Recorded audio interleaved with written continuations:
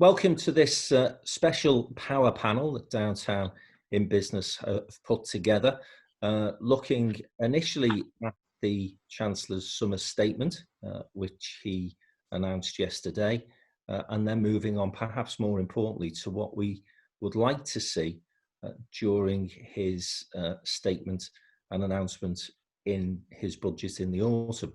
I'm joined by an array of talented business leaders from across the country. Delighted to see them all today. And I'm going to, first of all, ask Emma Degg, who's the Chief Executive of the Northwest Business Leadership Team, what her take on yesterday's statement was. Emma, good to see you. Good to see you as well. Good to see everybody. Looking more groomed than me, I'd have to observe, but there we go. So in terms of yesterday, you can't sniff at 30 billion to start off with. We've all been calling for something to be done in terms of youth employment in particular.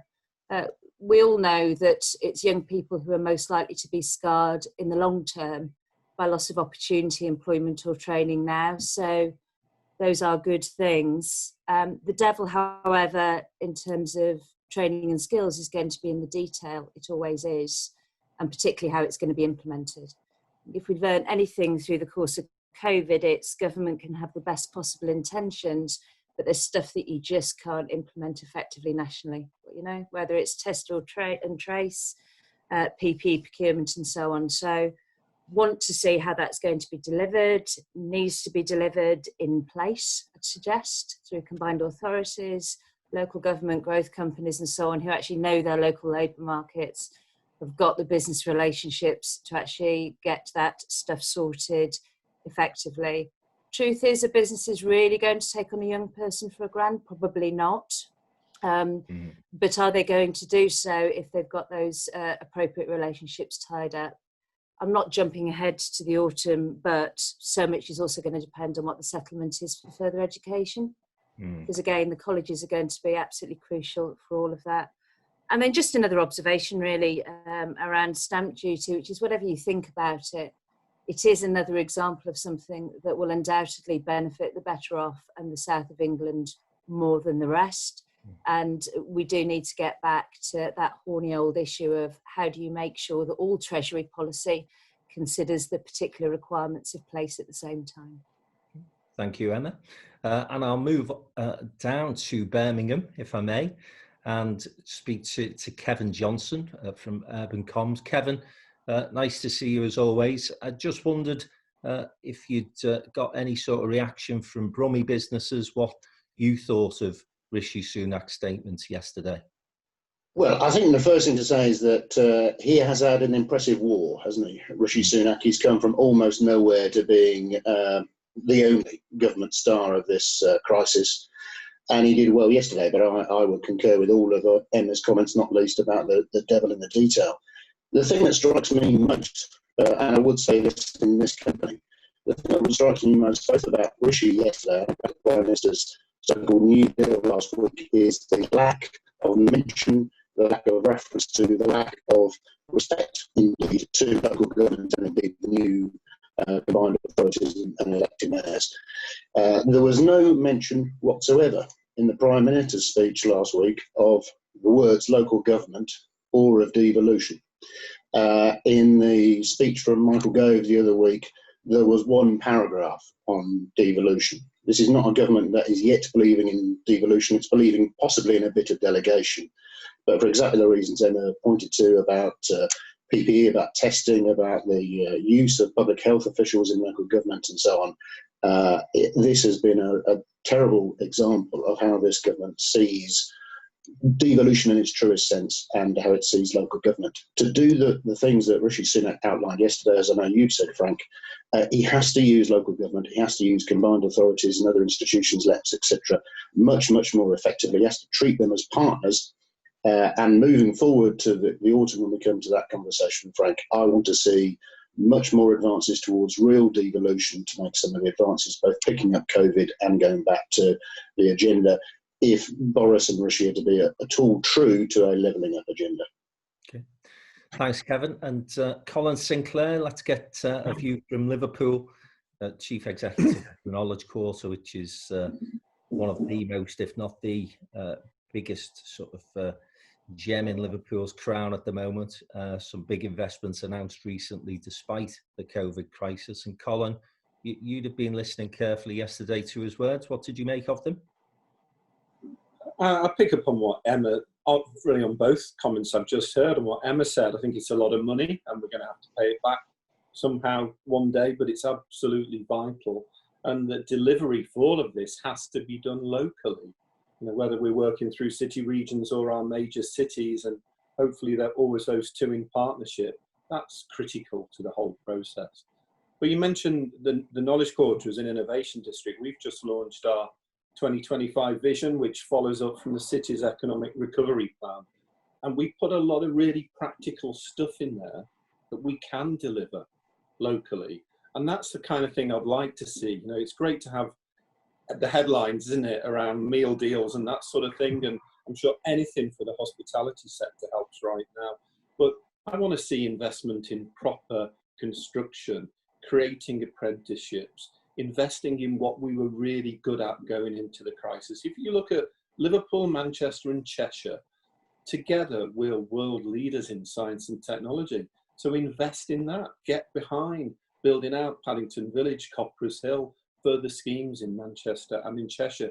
That will create boots on the ground employment now and apprenticeships. So I want to see more government support for creating proper long-term jobs, and importantly, and they've recognised it, real help for culture, major events, tourism and hospitality, because we're world leading in that as a region, and we've got to protect that, because one day we'll come out of this surreal place and we will need to have protected the very best parts of our economy. And then very lastly, I think there's still a lot of people that are hurting who are freelancers and self-employed who missed out on furlough, and that's I think we've got to think of those people as well, because we can't abandon some of our most creative change-making people just because they weren't on a payroll that went through before the end of March. I think we've got to have another look at that. Thanks, Colin. And then I'm going to ask Jessica, who is we're really privileged to have her with us this morning, because yesterday she was on the big screen with BBC. And so this is a bit of a downfall for you. Not much though, Jess. So great to see you, and it's good to see you on TV yesterday as well, on site, one of the Bruntwood sites. What did you make of his statement yesterday, Jess? Yeah, thank you, Frank. And actually today, this is the highlight of my week, I have to say. Much more so than being on a construction site at 6:20 in the morning with a hard hat and high vis. But for anyone who saw it, I did have a lovely green digger next to me as well. So, I mean, it's a start, and you know, he needs to do something to try and taper the furlough scheme.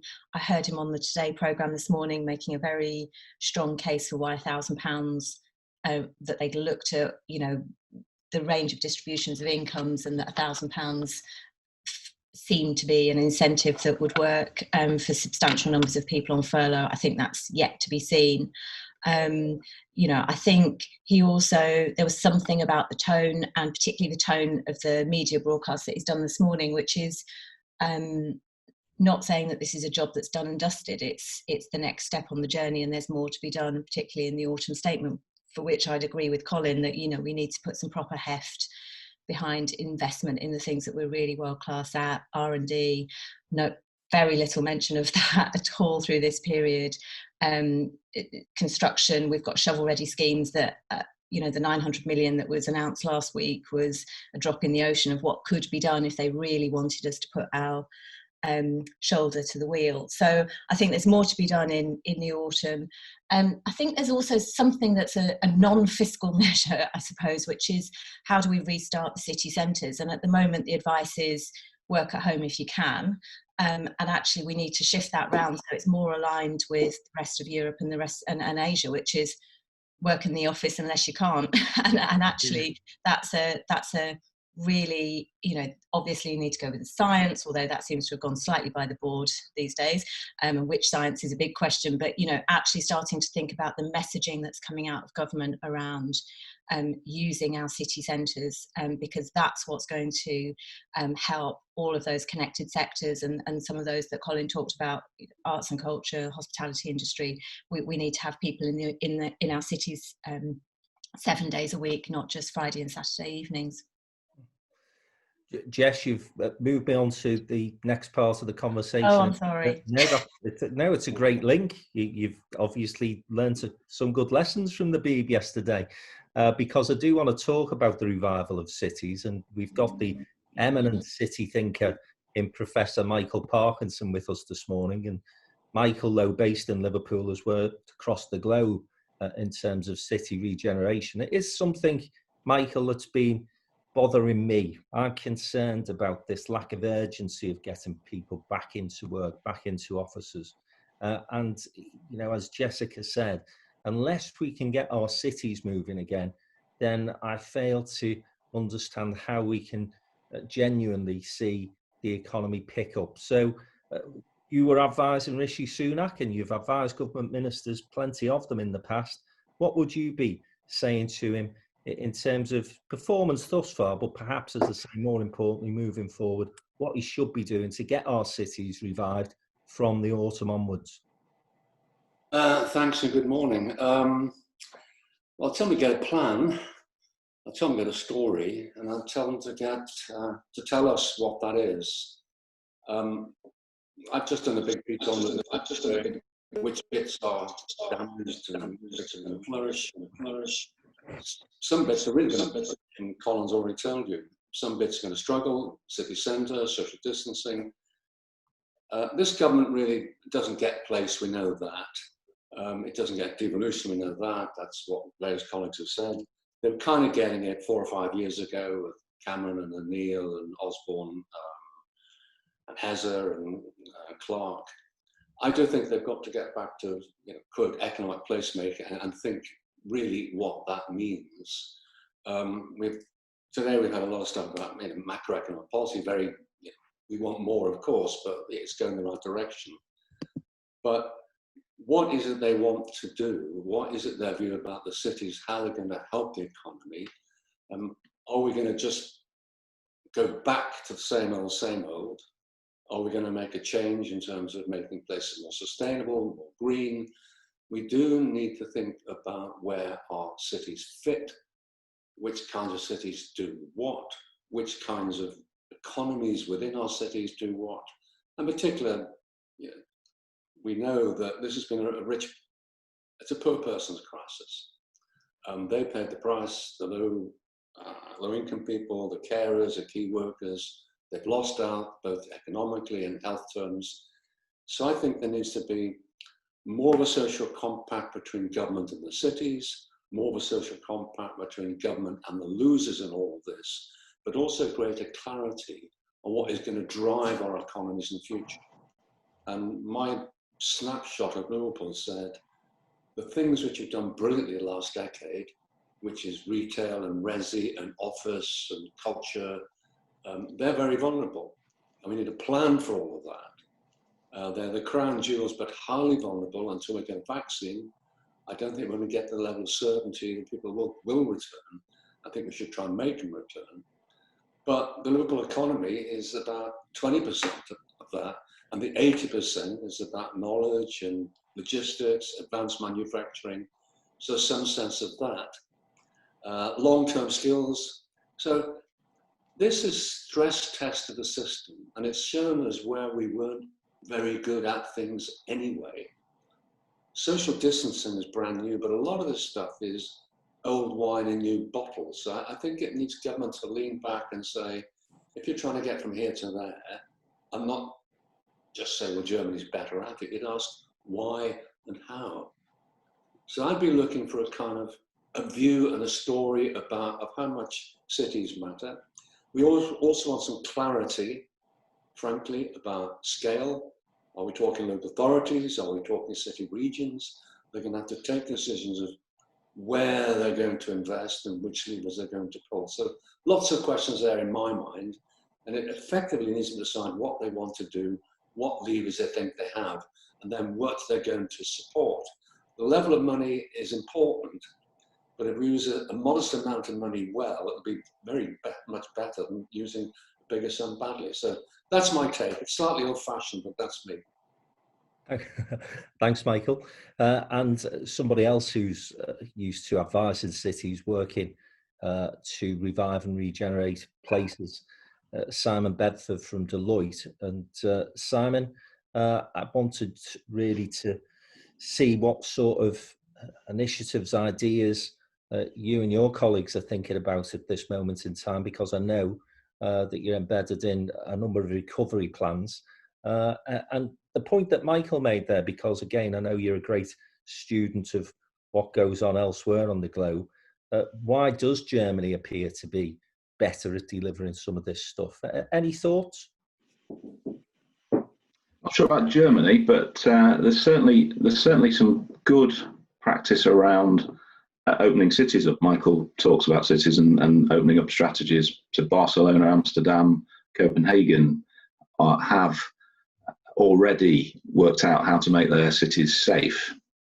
And I think one of the points we've got to sort of grapple with in the UK and recognise is that most of our city leadership teams are still very worried about public health. So they're still worried about making sure that they don't get any local outbreaks, that they can continue to manage a health crisis, and actually getting their attention to recovery in some of the areas that we've just been discussing is actually quite difficult. We will get there, but at the moment I think we are tiptoeing our way through the summer, working out how we can get ourselves a safer city centre, particularly from which we can then springboard into getting people back to work. I think you're right, Frank. The getting people back to work piece is critical to cities. It's not as critical to towns, because actually quite a few people have actually moved back to work in towns. We think the footfall in town centres is over 50% already of what it was pre-COVID in March. City centres 20 at best, and city centres much bigger, lots more people, and obviously drive many different aspects of the economy. So things to think about, and I'm into practical solutions at the moment, localised practical solution. Colin's point about doing things short term. So what are we doing about free car parking, for example? Not very sustainable in the short term, but actually from a retail perspective, perhaps quite an attraction. Most cities charge very high levels of car parking rates. Could we make it free for 3 months? That's a question. VAT reductions on hospitality. Well, what are the hotels doing about deals, 2 for 1s, 3 for 2s, different types of packages to enable people to get back into the hospitality sector? Cycling. Where are the cycling racks, parks, mobility hubs, incentivised ticketing schemes for getting into different facilities? Lots of things we could be doing short term to give people a bit more of an incentive, but it has to be safe. At the moment, you are discouraged from getting onto public transport, actively discouraged in the near term. So there's some tricky bits in there. I actually genuinely think that they've kicked the can down the road a bit with this statement yesterday. I think we're still waiting for the housing market data. There is some suggestion the housing market is holding up quite well. And if the housing market does hold up reasonably well through the summer, that would be a good sign.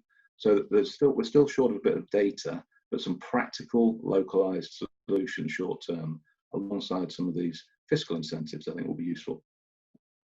Thanks, Simon.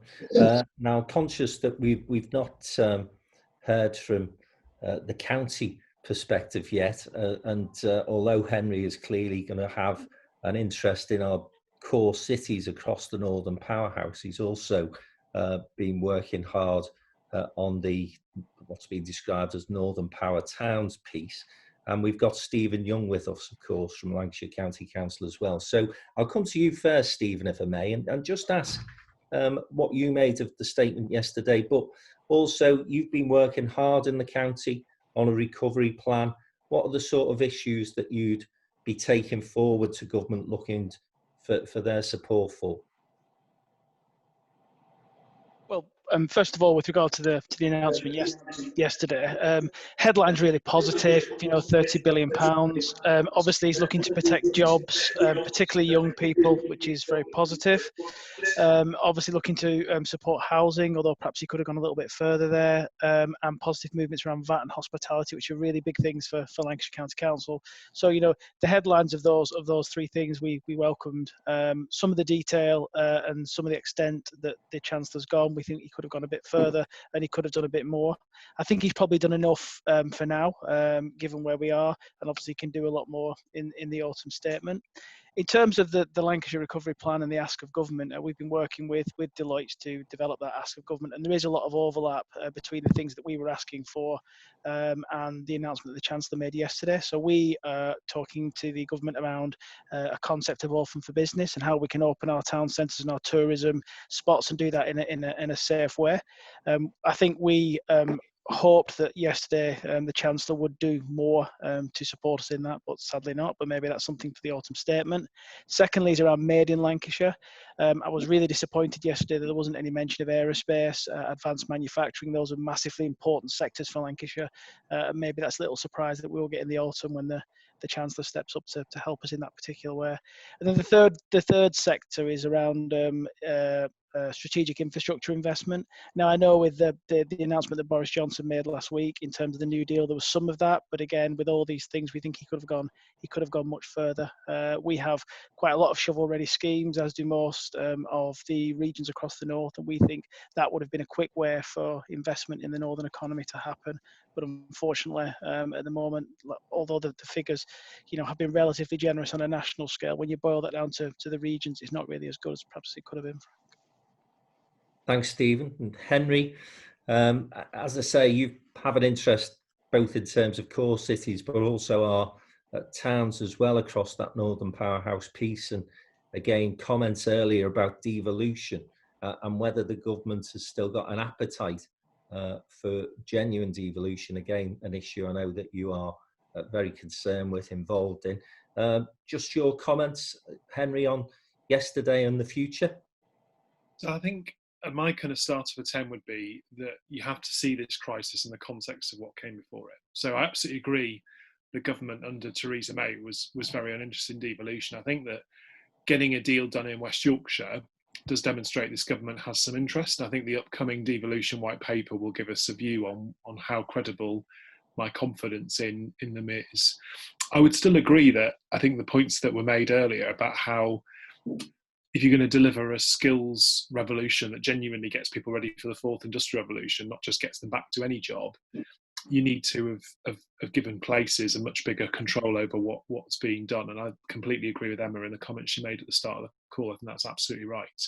I think the challenge is that in the government's haste, in lots of areas they've tried to do things from the centre, but in health particularly that's been proved too wrong. And I think that maybe brings around the debate again about health devolution, that perhaps those local politicians who really didn't want to follow the Greater Manchester example and take on health devolution may now think again. And we've called on them to do so, that having been presented with what is essentially a disaster in terms of how a nationalised top-down system has responded to this crisis, that's got to be a wake-up call for us to do something different.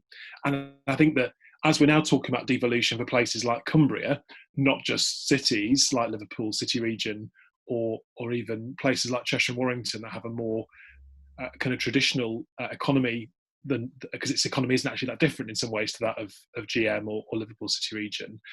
I think that does change the debate somewhat. And you already have the North of Tyne deal that is urban and rural. So all of rural Northumberland has a metro mayor, which people kind of forget. But actually, it is already starting to happen that places that are not traditional cities with urban problems are beginning to get access to these tools. And I think certainly in the Lancashire example, there's a very strong case that the work that's being done there is preparing the ground for a devolution deal. And certainly we think that's another one that the government will be very interested in doing, along with the North Bank of the Humber. These are all places that would really have industrial opportunities. The key question is kind of how long does some of those high value industries, particularly in manufacturing materials, survive in order for you to develop a local industrial strategy to promote them. And I am wary that the kind of big ticket items I was hoping to see, like a small modular reactor program, which is about creating jobs that will replace civil aerospace, because we can't just buy planes off the shelf for no reason. We're going to have to find ways to repurpose the supply chain in civil aviation, because it's not going to stay on life support. However long the furlough had been, we'd offered civil aviation, it would not have been long enough, because the decline in that sector is so long. But I think what I've seen in Lancashire around the business community, the public sector coming to around a single plan in the county, looks to me how Andy Burnham or Steve Rotherham or Dan Jarvis or Ben Houchem would respond. Does that make sense? So I think that political maturity, that alliance between business and civic leaders does exist in other parts of the North. And I think that my only urge, I think, would be to those who have got some of those very significant sectoral challenges, is that I think there may have been a government out there that would have done sector-specific bailouts, right? That would have just keep people's furlough money coming a bit longer to give them more breathing space. That is, as of yesterday, certainly not going to happen. So we're going to have to make much smarter asks that link place and new opportunities together, rather than just look at the problems we have. Because I think the government might be prepared to commit to an SMR programme that generates 6,000 jobs, but they're not necessarily going to commit to something that's just about keeping civil aviation going. Does that make sense? In isolation, we're going to need to connect the problems with the opportunities. And I think that's what smart industrial strategy looks like. And it's certainly how Alderley Park was created. And that story, Jessica was very humble in not mentioning it. I mean, that was an economic disaster from our recent past in the north of England. And that's now been at the heart of the response to COVID-19 and the testing operation. And the Lighthouse Labs, one of the great successes, actually, of the UK's response, unlike many of the other things we got wrong. So I think that learning the lessons of when we've had economic challenges before, and thinking about assets we have and sectors that are in trouble as something that we need to capitalise on, rather than something we need to just save and eke out for a bit longer, I think is the right attitude. And certainly we'll keep supporting and enabling those who have a plan for change, rather than just an ask for a handout. And I think that's a tough thing to say, because often these are high value businesses that we've long relied on to keep our productivity higher than it would otherwise be and our economy turning. But we need to take a different response and attitude now. Thanks, Henry. Thank you. And it's been mentioned by the last couple of people that we didn't see big announcements around big major industries. So nothing on car manufacturing, nothing on aviation. We know the hospitality industry is suffering. Our airports are bleeding dry at the moment, despite the fact that they've got some flights back. And I wondered as well whether there was anything in there for specifically exporters. So Chrissy Wadlow from Western Union would have been keeping a keen eye to see whether there was going to be any help for that section of our business community. Chrissy, good to see you today. What did you make of his statement yesterday? What would Western Union like to see moving forward?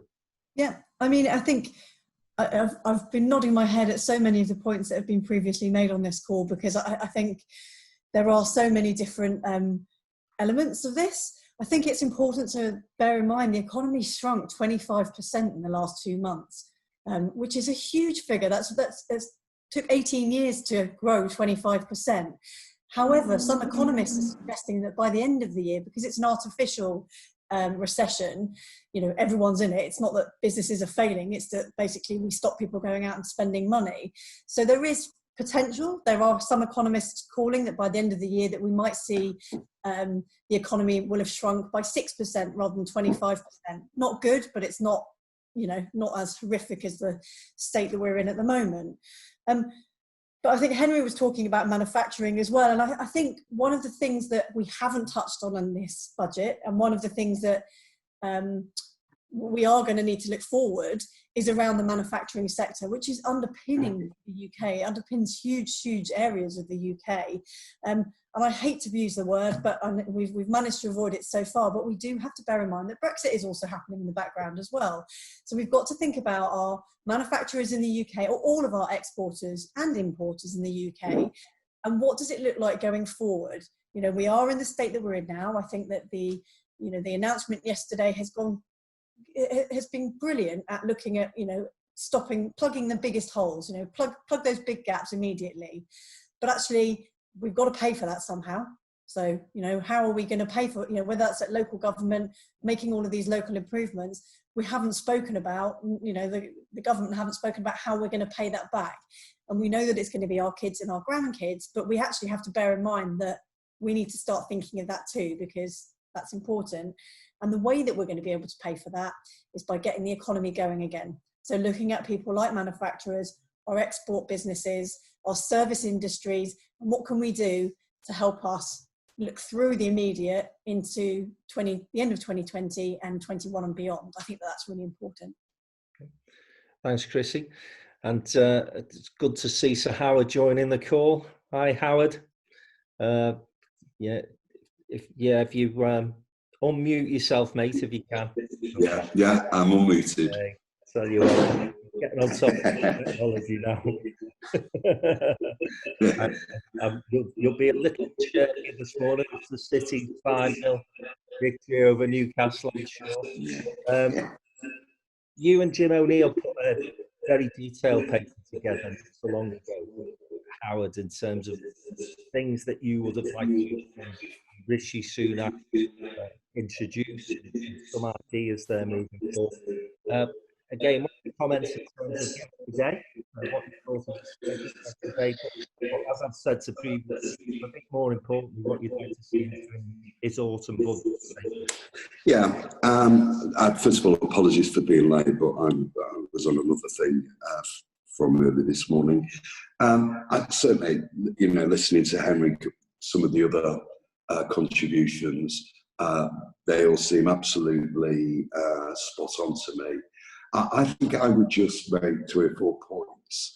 I think the first point is if you sort of engage sort of the national global economist community, I think there's been a little bit of a change in outlook over the last couple of weeks, which I think the Bank of England were reflecting last week, that perhaps this is not going to be a great news story over the coming months, but perhaps it's not going to be nearly as bad as we thought it might be a couple of weeks ago. How true that is, I don't think anybody knows. So the first thing, therefore, which a Treasury management function would ask itself, have we got all the data, all the information available to us in order to organise all our firepower to the extent we need to? And I think the answer to that is no, we haven't. So I think part of the analysis really from the Chancellor and the Treasury is we're going to know a lot more in September and October, and therefore the big fiscal events that some of us would like to see characterise a national strategy, I don't think are going to be properly articulated or informed by the economic situation until that time. So that's point number one. I think point number two is, therefore, whatever we're doing now, how does it actually respond to the position we're in now? But more crucially, how does it help us start to create the pathways for that bolder future? And I think the answer to that is not very much, really, in the light of what was announced yesterday. The Future Jobs Fund, very predictable and right, broadly. Some of the other boosts to demand around VAT, understandable. The thing for me, which leads on to my third point, which I worry about, is that there has been a consistent theme in this government's response to this national crisis from day one, and that has been around centralisation. It's all very, very top down. And, my heart sank over the weekend when I read a report that the key elements of the budget measures to be announced yesterday were actually worked up in a room of senior Treasury officials and DWP officials. Well, that says it all, doesn't it? You know, the two most centralist culturally departments the country's ever seen. So we've got to start making the case about how there isn't a one-size-fits-all approach to economic recovery and transformation. The mix is different in different places. We need to have that broader strategic platform which enables individual geographies, economic geographies, working with their business leadership, working with their political structures to actually play the right tunes which actually fit the right priorities in different places and linked to different sectors.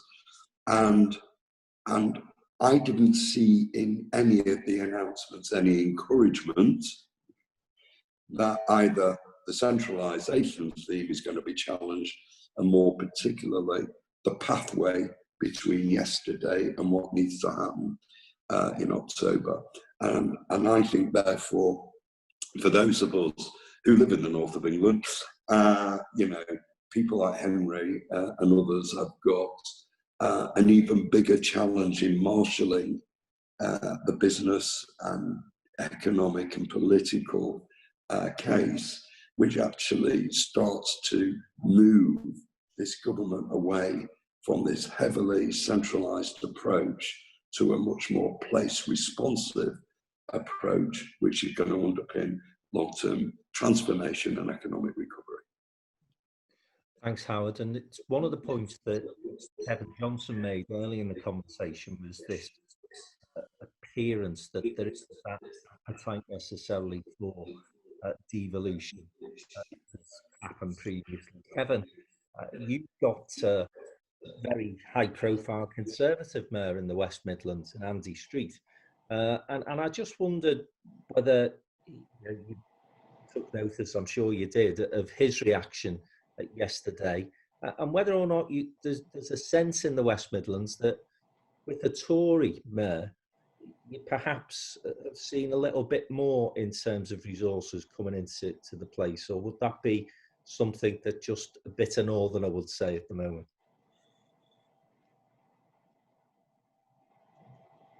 I'd never describe you as bitter, Frank, even as an Evertonian towards this Liverpool supporter. Well, I think there's a debate to be had.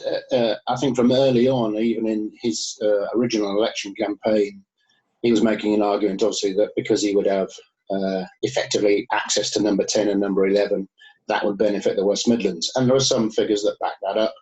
But I think we've always been, I will say this to an audience of predominantly Northerners, there's a case of us catching up, particularly with Greater Manchester and devolution and its own sort of organisation of its own affairs, and where it's achieved through Sir Howard and other people's efforts, achieve that sort of devolution settlement earlier than the West Midlands, and obviously more powers, including, as Henri says, on health.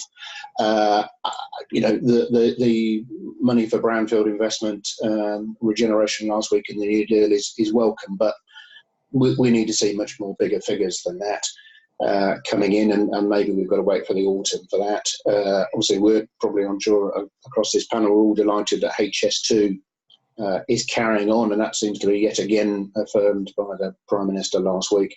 But I return to, you know, my original theme, the theme of many others, including Howard there, that we're seeing a disregard of the devolved administrations, such as they are, and of local government, and we need to see them more centre stage in the recovery. And I think as we'll get to autumn, we'll be in a slightly sharper part of the campaign leading up to the Metro Mayor elections next year. And I think it'd be clear to say that in the candidate we have for the West Midlands Mayor election next time in Liam Byrne, I think the debate will be greater about where the West Midlands has stood so far during this crisis over the last 3 years, and where it needs to go in terms of the next 4-year mayoral term. Thanks, Kevin. Now, we've not heard from our representative in the capital thus far. So Simon Danchuk has been talking to our businesses in London, our network there. and I've asked Simon today if he could, given the audience, to calm his Cockney accent down, so that we can all understand what he says. So Simon, you and I were in communication yesterday and talking through these issues as it affects London, which is often seen as the place which catches less of a cold, if I can put it that way, to the rest of the country. How have our London businesses reacted? What did you make of Sunak's statements? And as I say, what do you think he should be looking to do in the autumn? Yeah, I think it's broadly been welcomed. I think I think the furlough bonus, I think, will be welcomed. I think the eating out meal deal will be welcomed. It's not difficult to find a meal in London for over £20, so you'll certainly get the full advantage of the bonus there. I think it's all very temporary. I think there's a concern about that. So it's tinkering around rather than substantial. And I think what's missing here, and it'll be interesting to see whether we see it in the run up to the autumn, is some big politics, really. I think that Boris is quite capable of being bold in terms of politics. That's what we saw with Brexit. Whatever you might think of it, he delivered it, something his predecessor couldn't do. So I think what we're missing in all of this, economically, but also socially, is some big politics, something around scale, innovation, growth, all underpinned by a strong social dimension. And we've not seen anything from the Prime Minister like that currently. The announcement about, Roosevelt's New Deal last week, I thought was less FDR and more DIY. I think it really needs to be bold. I think it needs to come out with some strong proposals that lead the country. So talking about infrastructure, we mentioned HS2 as an example. It's carrying on. It's not exactly inspiring, is it? We need to really ramp it up, HS2, HS3, make Heathrow happen, really provide the country with some strong leadership and underpin that in the autumn. So it needs some strong politics from the Prime Minister. I think an interesting question is, because we've all been celebrating Rishi Sunak's performance, is he capable of delivering some of the bigger politics? He's been very good at tinkering around with the economy and making the changes that he has. But does he have that vision? If Boris were to fall under a bus, as it were, does he have that vision to be able to deliver the big politics the country now needs? Thanks, Simon. I wanted to pick up on a comment that Emma made earlier in terms of devil being in the detail, and the announcement that you made on skills. And again, this is an area where I think if they don't devolve and they don't really start to talk genuinely to people across the country as to how that money is delivered, it could be a waste of cash. It might not even get cash out of the door. And Emma, again, the business leadership team's been working really hard around that agenda of apprentices and how we support our young people and others into work. What would you be saying to the government in terms of how it needs to begin to look at delivering that resource in the future? If just stick on apprentices for a moment, if that's okay. One of the many differences between us and, for example, Germany, and I know this is just a cliche now, is that we never stick with anything. We chop and change in terms of policy. If something's not 100% right, then a new government will reinvent something else. There are ways of, and we know this, making the apprenticeship levy work. Structures that are in place now, practical things that can be done. Both of our combined authorities have joined with us, and London First actually, to say to Treasury, look, there's 5 things, just do these. These predate COVID, but have now been COVID-proofed. So allow a far more straightforward block transfer of the apprenticeship levy, administered via the devolved administrations, all the LAPs, all the local authorities, to actually get that into the supply chains. You could do that now, and actually it wouldn't cost anything either. We've got to get signposting back. It's all very well saying, we want to encourage SMEs to take on apprentices. That's a really complicated thing to do. Yeah. So there's got to be some much improved communication and networking that again can be best done in place. And we need to stick with these things as well. I also worry, I have to say, about our universities. We know that there are big funding gaps opening up there, and there is a political agenda, which is take the 50% target away. All that really matters is STEM. And as important as that is, it's not all that really matters, actually, for young people who are looking to go to university now, where there is an opportunity for them to be upskilling in that environment. And we need to make sure that all of this stuff is done properly. So there are practical things. They're not very sexy. It doesn't mean coming up with a new brand, but actually we can just get on and do. And that's what will make a difference in our cities and in our towns as well. But you cannot do that nationally. And the apprenticeship levy demonstrates that. Nothing wrong with the policy, nothing wrong with the vision. It's all in the implementation. So that even prior to COVID, apprenticeships had fallen off a cliff. We're really worried. What there wasn't anything for yesterday that we do need to keep pushing on is for apprentices who are currently actually in jobs who have been furloughed. How do you get those young people back and make sure that that element of training is completed so we don't lose them too? Thanks, Emma. And I wanted to go back to the question of getting our cities moving. Simon came up with a very interesting proposition of free parking on a temporary basis, at least. It might well be an incentive. It's certainly going to be more expensive to park in Manchester than it is to eat if you take advantage of the Chancellor's announcement yesterday, thanks to Bernstein and his mob over the years, and putting those charges up. But Jessica, this is something that will be, seriously exercising your mind. Bruntwood, we've got some big spaces, commercial spaces to fill in our city centres, not least the fabulous facilities that you guys operate. So what thoughts have you had around that, if any?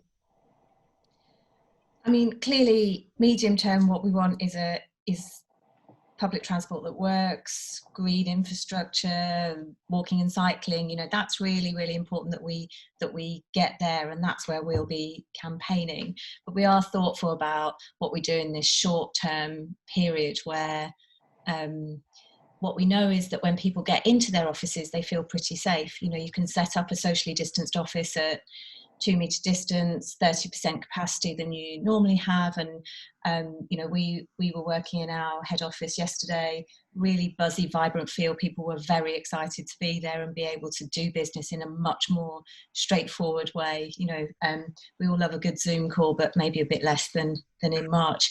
And there's a, real sense that when you get into the office, that's great, but we need to have something that helps people get into the office. I'm not keen to get on a tram right now, sit wearing a mask to do that. And you're seeing very, very low capacity on trams. So, I think there should be a conversation about what we do around parking. We've done it at other points for very temporary periods within the city. We've got relationships with the car parking providers within the city. And it's not just about shopping. It is about what people are doing day to day to get into and out of our city centres. And I think that needs to be open up as a conversation, and I'm not seeing it right now. So we do need to have that. Okay. Colin, I'll come back to you because, again, you've been over the years very involved in city regeneration, and we've been talking in Liverpool about new marketing campaigns to get people back into town. Any further thoughts from what you've heard this morning in terms of what we might be able to do in Liverpool, for example? Well, I've said recently that I think Liverpool is a city fueled by culture and powered by knowledge, and I think that's absolutely the case. We mustn't forget the importance of those sectors to Liverpool's economy as a city centre. No one's mentioned international students, but I think that's going to be something that we could do with concentrating on. We need that devolution. We need that local effort that can make a big difference, and we're going to really miss the international students. Jessica rightly said she's worried about universities. It's going to be a big impact on some. but think of the impact on the local economy and the loss of cultural diversity by not having all those international students in a city like Liverpool. I also think we need to get people back into the office, and that was mentioned, I think, also by Jessica earlier. Our city economies depend on people coming into the workspace, and we need to make our city centres attractive and safe as a destination for work as well as for leisure. So you mentioned marketing, let's look at that. Let's get people back into the office. Zoom calls like this are great, Frank.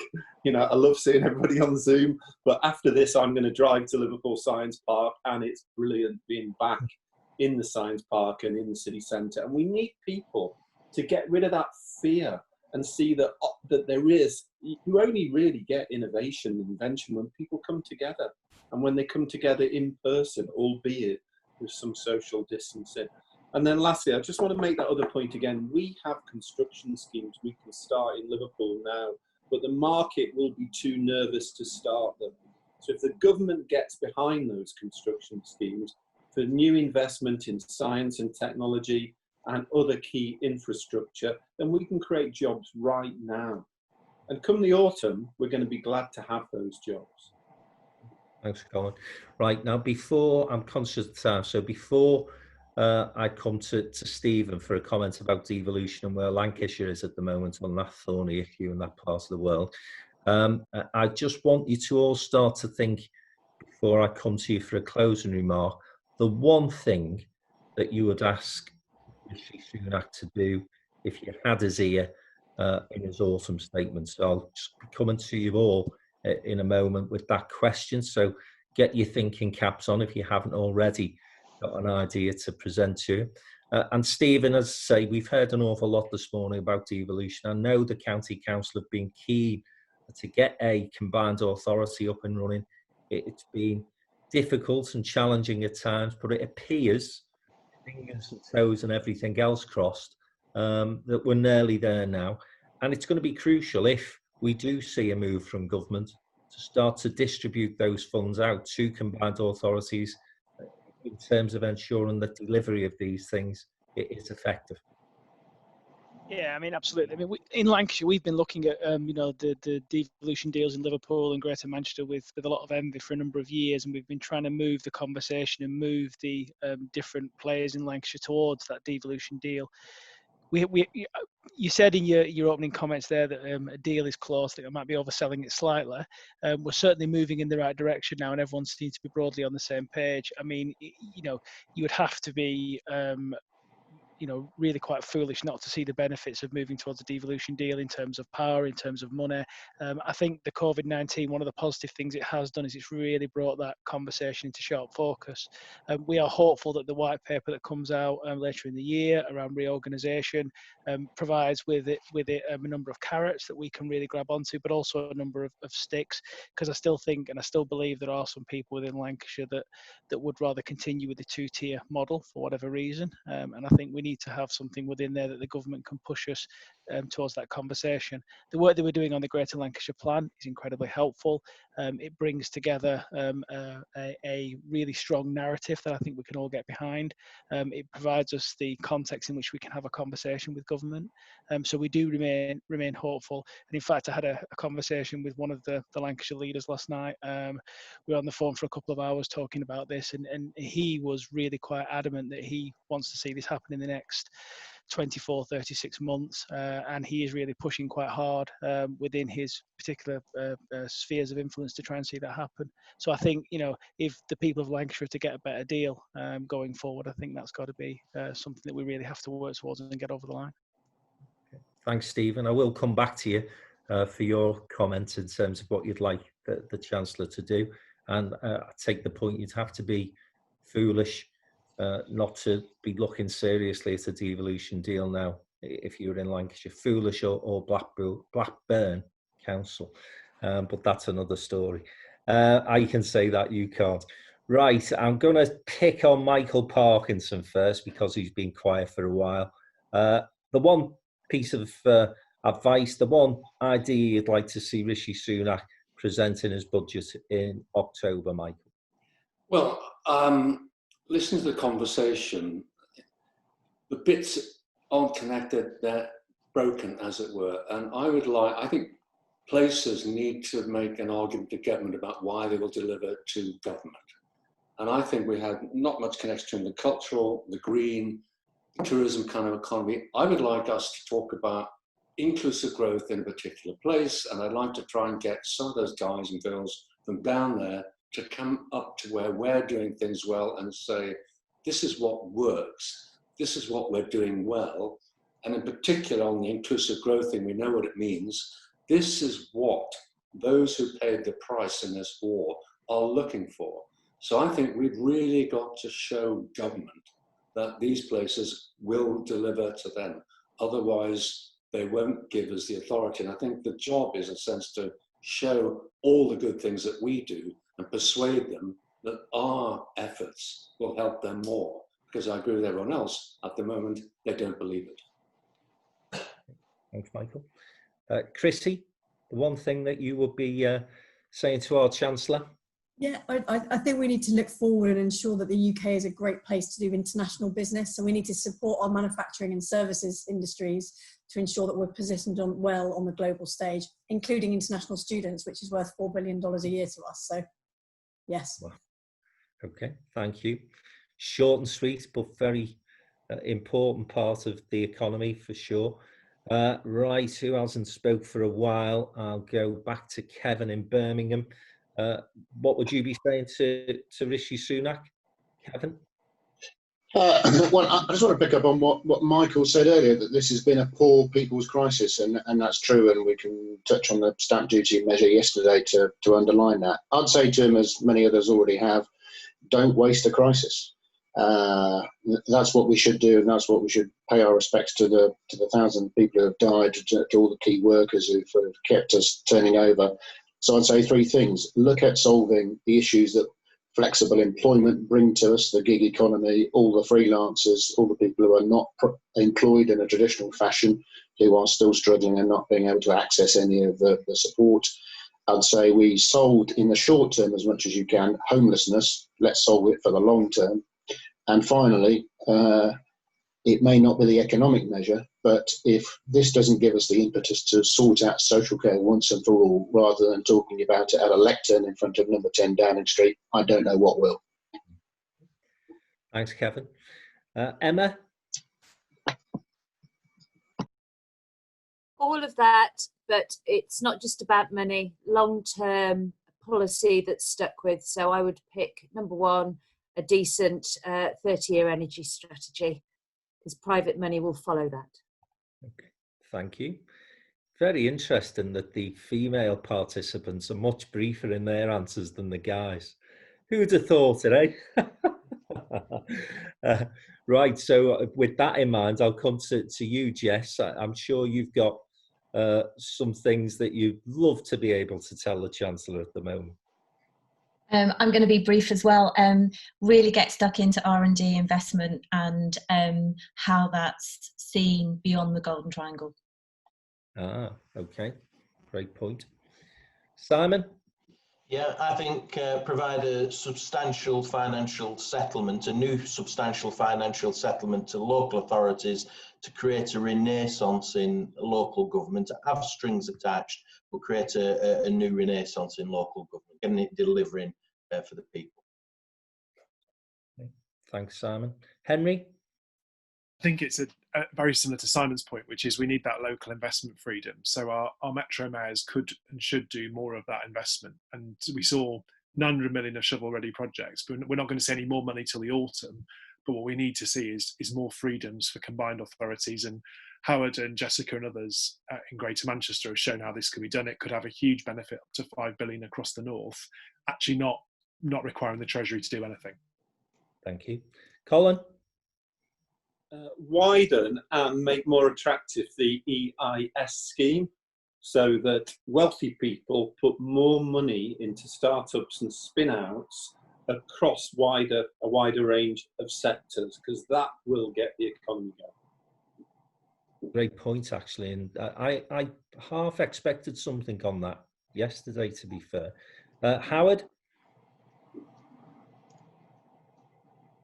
Yeah, two things really. I do think that it's absolutely essential that we have a recovery platform for business which is linked to recapitalisation of businesses, however you view that. That is a must. That has to happen in the autumn at the very latest. And secondly, in agreeing with all the priorities colleagues have raised, I think ultimately there needs to be a driving force behind this, and the driving force of the Chancellor should be think national, but look to execute locally. Thank you. And final word from Stephen in Lancashire. Absolutely agree with everything everybody said. I think for me, it's got to be a really strong new deal for young people. They've been disproportionately hit by this the hardest. So I think a really strong range of measures that supports young people either transition into further or higher education or into skills and employment. Brilliant. But guys, it's been great listening to your thoughts this morning. Some really good stuff's come out of that conversation.